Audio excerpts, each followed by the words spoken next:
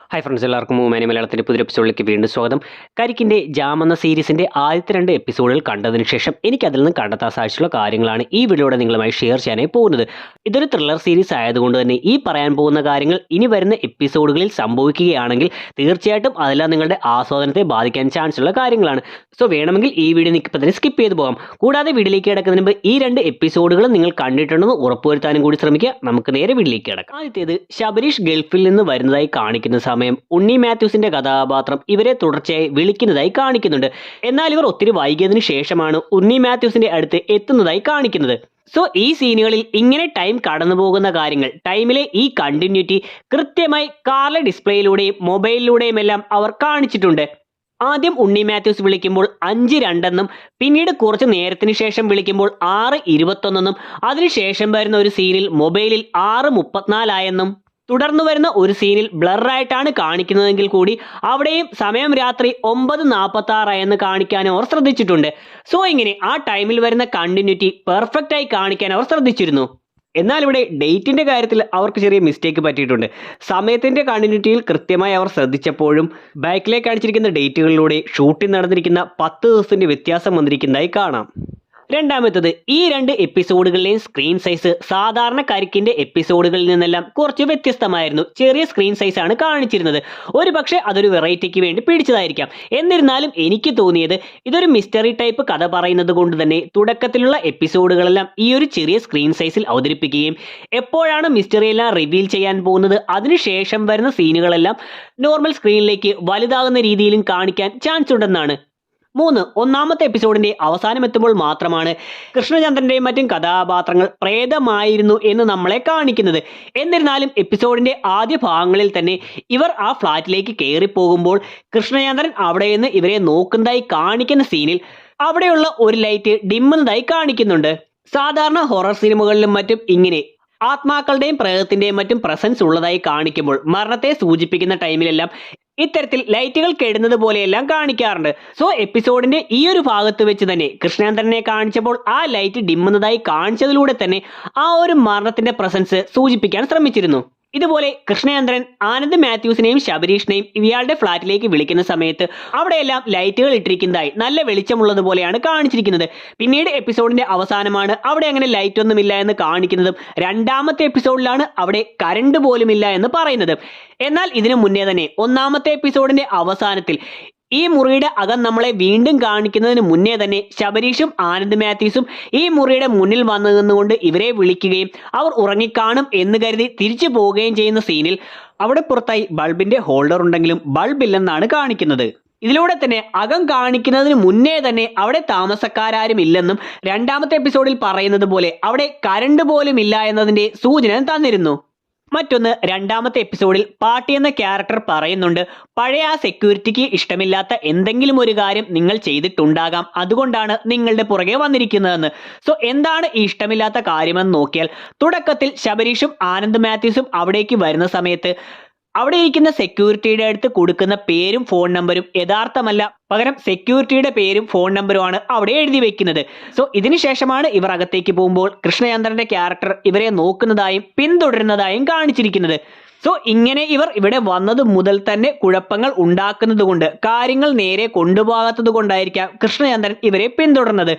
പിന്നീടും ഇവർ കൃഷ്ണചന്ദ്രന്റെ ഫ്ലാറ്റിൽ വന്നിരുന്നുകൊണ്ട് ആ ഫ്ലാറ്റിനെ പറ്റിയെല്ലാം മോശമായി പറയുക കൂടി ചെയ്യുമ്പോൾ ആ ഒരു ക്യാരക്ടറിന് ഇവരോടുള്ള ദേഷ്യം കൂടുന്നതാകാം. കൂടാതെ രണ്ടാമത്തെ എപ്പിസോഡിന്റെ അവസാനം പാട്ടി ഇങ്ങനെ പറയുമ്പോൾ മാത്രമാണ് ഇയാൾ ഒരു സെക്യൂരിറ്റി ആയിരുന്നു എന്ന് നമ്മളെ ബോധ്യപ്പെടുത്തുന്നത്. എന്നിരുന്നാലും ആദ്യത്തെ എപ്പിസോഡിൽ കൃഷ്ണചന്ദ്രനെ കാണിച്ചപ്പോൾ തന്നെ അയാളുടെ ആ സെക്യൂരിറ്റി സ്വഭാവങ്ങളുടെ കുറെ കാര്യങ്ങൾ അയാളുടെ ഡയലോഗിലൂടെ കാണിച്ചിരുന്നു. അതായത് ഇവരോട് താഴെ പേരും ഡീറ്റെയിൽസ് എല്ലാം കൊടുത്തിട്ടാണോ കയറി വന്നത്, കാർ എവിടെയാണ് പാർക്ക് ചെയ്തിരിക്കുന്നത്, എത്ര നാൾ ഇവിടെ ഉണ്ടാകും എന്നുള്ള ചോദ്യങ്ങളിലൂടെയെല്ലാം അയാളുടെ ആ ഒരു സെക്യൂരിറ്റി സ്വഭാവം വ്യക്തമാക്കി കാണിച്ചിരുന്നു.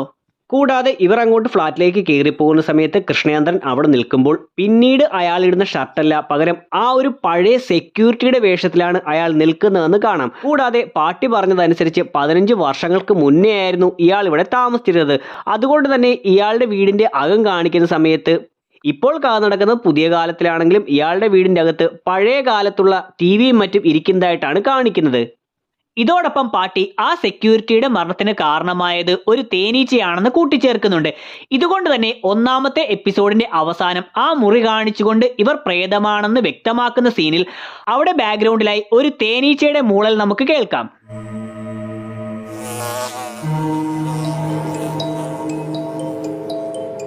കൂടാതെ രണ്ടാമത്തെ എപ്പിസോഡിൽ ശബരീഷ് വന്നുകൊണ്ട് ഒന്നില്ലെങ്കിൽ അവർ കള്ളന്മാരായിരിക്കും അല്ലെങ്കിൽ പ്രേതമായിരിക്കും എന്ന് പറയുമ്പോഴും പെട്ടെന്ന് ആ തേനീച്ചയുടെ മൂളൽ അവിടെ കേൾപ്പിക്കുന്നുണ്ട്. ഒന്നില്ലെങ്കിൽ ഇന്നലെ അവിടെ കണ്ടത് ഒരു കള്ളൻ ഫാമിലി, പക്ഷെ ലോജിക്കലി നോക്കുവാണെങ്കിൽ അത് പ്രേതമാകാനാ സാധ്യത.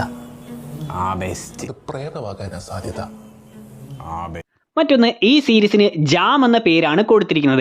എന്തുകൊണ്ടാണ് ഇങ്ങനെ ഒരു പേര് തന്നെ സെലക്ട് ചെയ്തതെന്ന് ആലോചിച്ചപ്പോൾ എനിക്ക് തോന്നിയത് ഒരു പക്ഷേ ഈ സീരീസിൽ ഒരു തേനീച്ചയുടെ കാര്യം പറയുന്നത് കൊണ്ട് ആ തേനീച്ചയുമായി ബന്ധപ്പെട്ട് ജാം എന്ന് കൊടുത്തതായിരിക്കാം.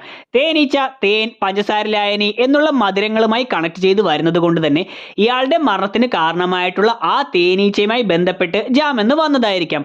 അതല്ലെങ്കിൽ ഈ ഒരു കഥാപാത്രം ഇടയ്ക്കിടയ്ക്ക് ജാം എന്ന കാര്യം പറയുന്നുണ്ട്. ഡോർ തുറക്കാൻ പറ്റാതെ വരുന്ന സമയത്ത് അത് ജാമായിരിക്കാമെന്നും ഇക്കിൾ വരുന്ന സമയത്ത് എന്താ തനിക്കും ജാമായോ എന്നെല്ലാം ചോദിക്കുന്നുണ്ട്. സോ ഇങ്ങനെ ഞെരുങ്ങി എന്നുള്ള അർത്ഥത്തിൽ, കുടുങ്ങി എന്നുള്ള അർത്ഥത്തിൽ ഇവർ ആ ഫ്ലാറ്റിൽ പെട്ടുപോകുന്നത് പോലെ തന്നെ ജാം എന്ന രീതിയിൽ കൊടുത്തതുമാകാം. അടുത്തത്, രണ്ടാമത്തെ എപ്പിസോഡിന്റെ തുടക്കത്തിൽ ഇവർ രണ്ടുപേരും കിടന്നുറങ്ങുമ്പോൾ അവിടെ ഒരു പുസ്തകം ഇരിക്കുന്നതായി കാണിച്ചിട്ടുണ്ട്. അത് ഫിലിപ്പ് പുൾമാന്റെ ഡാർക്ക് മെറ്റീരിയൽ ട്രയോളജിയിലെ അവസാന പുസ്തകമായ ദി ആംബർ സ്പൈഗ്ലാസ് എന്ന പുസ്തകമാണ്. സോ ഈ ട്രയോളജിയിലൂടെ, ഈ പുസ്തകങ്ങളിലൂടെ പറയുന്നതും ആത്മാക്കളും മനുഷ്യനുമായിട്ടുള്ള കണക്ഷനും ആത്മാക്കളെ പറ്റി പഠിക്കുന്നതും ആത്മാക്കൾ മനുഷ്യനെ പിന്തുടരുന്നതും സഹായിക്കുന്നതുമെല്ലാമാണ്. സോ ജാം എന്ന ഈ സീരീസിലേക്ക് വരുമ്പോഴും അതേപോലെ തന്നെ കൃഷ്ണചന്ദ്രന്റെ പ്രേതമായിട്ടുള്ള ക്യാരക്ടർ ഇവരെ പിന്തുടരുകയും മറ്റും ചെയ്യുന്നുണ്ട്. സോ ഇതുകൊണ്ടായിരിക്കാം അതുമായി കണക്ട് ചെയ്തിട്ടുള്ള ഒരു പുസ്തകം തന്നെ അവിടെ കൊടുത്തത്. ഇതിനുശേഷം ആനന്ദ് മാത്യൂസ് അവിടെ നിന്ന് എണീറ്റ് വരുന്നതായി കാണിക്കുമ്പോൾ അയാളുടെ ടീഷർട്ടിൽ ആ സിറ്റുവേഷനുമായി മാച്ച് ആകുന്നത് പോലെ റൈസ് ആൻഡ് ഷൈൻ എന്ന് കൊടുത്തിരിക്കുന്നതായി കാണാം. മറ്റൊന്ന്, ഈ രണ്ട് എപ്പിസോഡുകളുടെയും അവസാനം ക്രെഡിറ്റ്സ് കാണിക്കുന്ന സമയത്ത് അവിടെ കുറെ വാക്കുകളും ഹെഡിങ്ങുകളും എല്ലാം ചിതറിക്കിടക്കുന്നത് പോലെ കാണിച്ചിട്ടുണ്ട്. അതിൽ സ്കൂൾ, ബ്ലാസ്റ്റ്, ഡെഡ് ബോഡീസ് എന്നുള്ള കാര്യങ്ങളെല്ലാം കൊടുത്തിരിക്കുന്നതായി നമുക്ക് കാണാം. സോ ഒരുപക്ഷെ ഇതെല്ലാം റാൻഡം ആയിട്ടുള്ള കുറെ ന്യൂസ് പേപ്പറുകൾ, ഇത്തരത്തിലുള്ള മരണങ്ങളുമായി ബന്ധപ്പെട്ടിട്ടുള്ള ന്യൂസ് പേപ്പറുകൾ കാണിച്ചതാകാം. അതല്ലെങ്കിൽ ഈ ഒരു കഥയിൽ ഇത്തരത്തിലുള്ള മരണങ്ങളും പ്രേതങ്ങളും എല്ലാം വരുന്നത് കൊണ്ട് തന്നെ ഈ കഥയുമായി ബന്ധപ്പെട്ടിട്ടുള്ള കാര്യങ്ങൾ തന്നെയാകാം ഇവിടെ വാർത്തകൾ പോലെ കൊടുത്തിരിക്കുന്നത്. കൂടാതെ ഞാൻ നേരത്തെ പറഞ്ഞിട്ടുള്ള ദി ആംബർ സ്പൈഗ്ലാസ് എന്ന പുസ്തകത്തിൽ നിന്നും എടുത്തിട്ടുള്ള വാക്കുകളുമാകാം ഇവിടെ ഇങ്ങനെ കൊടുത്തിരിക്കുന്നത്. അതേപോലെ രണ്ടാമത്തെ എപ്പിസോഡിൽ ഇവർ പാട്ടിയെ കാണാൻ വന്നിരിക്കുമ്പോൾ പ്രേതത്തിന്റെ കാര്യം പറയുമ്പോൾ പെട്ടെന്ന് പാട്ടിയുടെ താത്ത കട്ടിൽ നിന്നും താഴേക്ക് വീഴുന്നതായി പറയുന്നുണ്ട്. സോ ഇവിടെ എനിക്ക് തോന്നിയ രണ്ട് കാര്യങ്ങൾ, ഒന്ന്, ഈ താത്ത അവിടെ നിന്ന് ആ സമയത്ത് വീണത് താത്ത മുന്നേ ഇതേപോലെ തന്നെ കൃഷ്ണചന്ദ്രന്റെ പ്രേതത്തെ കണ്ടിട്ടുണ്ടാകാം. അതുമായി ബന്ധപ്പെട്ട് തന്നെയാകാം ഇയാൾ ഇങ്ങനെ കിടപ്പിലായിട്ടുള്ളതും. അതോടൊപ്പം തന്നെ അയാൾ അവിടെ ആ സമയം വീണിട്ടും അയാളുടെ മുഖം വ്യക്തമായി കാണിക്കാതിരുന്നതും, കൂടാതെ ആനന്ദ് മാത്യൂസും ശബരീഷും അയാളെ കാണാതിരുന്നതും ആ ഒരു വ്യക്തിയും ബാറ്റ്മാനുമായും എന്തെങ്കിലും കണക്ഷൻ ഉള്ളത് കൊണ്ടുമായിരിക്കാം. അതൊരു സസ്പെൻസ് പോലെ പിന്നീട് വരുന്നത് കൊണ്ടായിരിക്കാം ഇപ്പോൾ അവിടെ വ്യക്തമാക്കാതെ പോയത്. സോ ഇവിടെ ഇങ്ങനെ ആകാം, സാധ്യത ഉണ്ട് എന്നെല്ലാം പറയുന്നത് സിനിമ മുഴുവനായി കണ്ടതിന് ശേഷം അതിലെ ഹിഡൻ ഡീറ്റെയിൽസ് കണ്ടെത്തുന്നത് പോലെയല്ല, പകരം പകുതി മാത്രം കണ്ടുവെച്ചുകൊണ്ട് ഇനി വരുന്ന എപ്പിസോഡുകളിൽ ഇങ്ങനെ സംഭവിക്കാം എന്ന് പറയുകയാണ്. സോ ആ ഒരു കാര്യം മനസ്സിലാക്കാൻ ശ്രമിക്കുക. ഇനി അവസാനത്തെ ഒരു പോയിന്റ് കൂടി പറയാം. അതായത് ഈ സീരീസിന്റെ 2 എപ്പിസോഡുകളിലായി അവർ 2 പ്രൊമോഷൻസ് നടത്തിയിരുന്നു. ഒന്ന് ഒരു കാറിന്റെയും മറ്റേത് എൻട്രി എലിവേറ്റ് ആപ്പുമായി ബന്ധപ്പെട്ടും. സോ ഇവിടെ എനിക്ക് ഇഷ്ടപ്പെട്ടത്, ഞാൻ പൊരുളെന്ന കരിക്കിന്റെ സീരീസിൽ പ്രൊമോഷൻ വന്നപ്പോൾ പറഞ്ഞ കാര്യമാണ്. അത് ഏച്ചു കെട്ടിയതുപോലെ അത് പറയാനായി മാത്രം ഒരു കഥാപാത്രത്തെ കൊണ്ടുവന്ന് അതിനുള്ള സിറ്റുവേഷനുകൾ ഒപ്പിച്ചെടുത്തുകൊണ്ട് 1-2 മിനിറ്റുകൾ അത് തുടർച്ചയായി പറഞ്ഞുകൊണ്ട് ബോറടിപ്പിക്കുന്ന രീതിയിലായിരുന്നു ആ സിറ്റുവേഷനുമായി, ആ കഥയുമായി ഒത്തിണങ്ങാത്ത രീതിയിൽ അവതരിപ്പിക്കുകയായിരുന്നു ചെയ്തിരുന്നത്. എന്നാൽ ഇവിടെ അതിൽ നിന്നും വ്യത്യസ്തമായി ഈ 2 പ്രൊമോഷൻസ് നടത്തിയപ്പോൾ അത് ആ കഥയുമായി ഒത്തിണങ്ങുന്ന രീതിയിൽ തന്നെ, അതും ഒറ്റയടിക്ക് തുടർച്ചയായി പറഞ്ഞു പോകാതെ ചെറിയ ചെറിയ ഗ്യാപ്പുകൾ എടുത്ത് കുറേശ്ശെയായി നമ്മളെ ഒരു തരത്തിലും ബോറടിപ്പിക്കാത്ത രീതിയിൽ പറഞ്ഞു തീർക്കുകയാണ് അവർ ചെയ്തത്. സോ പൊരുളിൽ നിന്നും വ്യത്യസ്തമായി ഇത് കോമഡിക്ക് പ്രാധാന്യം കൊടുത്തുകൊണ്ട് മുന്നോട്ട് പോകുന്ന സീരീസ് ആണെങ്കിലും പൊരുൾ പോലെ തന്നെ മിസ്റ്റർക്ക് പ്രാധാന്യമുള്ളതുകൊണ്ട് ഇത്തരത്തിൽ പ്രൊമോഷൻസ് വ്യത്യസ്തമായി അവതരിപ്പിച്ചത് മനോഹരമായിട്ടുണ്ടെന്നാണ് എനിക്ക് തോന്നിയത്. So that's it. ഇത്രയും കാര്യങ്ങളെല്ലാമാണ് ജാമിന്റെ ഈ 2 എപ്പിസോഡുകളിൽ നിന്നും എനിക്ക് പറയാനുള്ളത്. വീഡിയോയുടെ അവസാനിക്കുന്ന വീഡിയോ നിങ്ങൾക്ക് ഇഷ്ടമായിട്ടുണ്ടെങ്കിൽ ലൈക്ക് ചെയ്യാനും ഷെയർ ചെയ്യാനും സബ്സ്ക്രൈബ് ചെയ്യാനും ശ്രമിക്കുക. ഇതുപോലെ നിങ്ങൾക്ക് കണ്ടെത്താൻ സാധിക്കുന്ന കാര്യങ്ങളും തീർച്ചയായിട്ടും വീഡിയോ കമന്റ് സെക്ഷനിൽ ഉൾപ്പെടുത്തുക. നമുക്ക് അടുത്തൊരു എപ്പിസോഡിലൂടെ കാണാം. അതുവരെ ബൈ.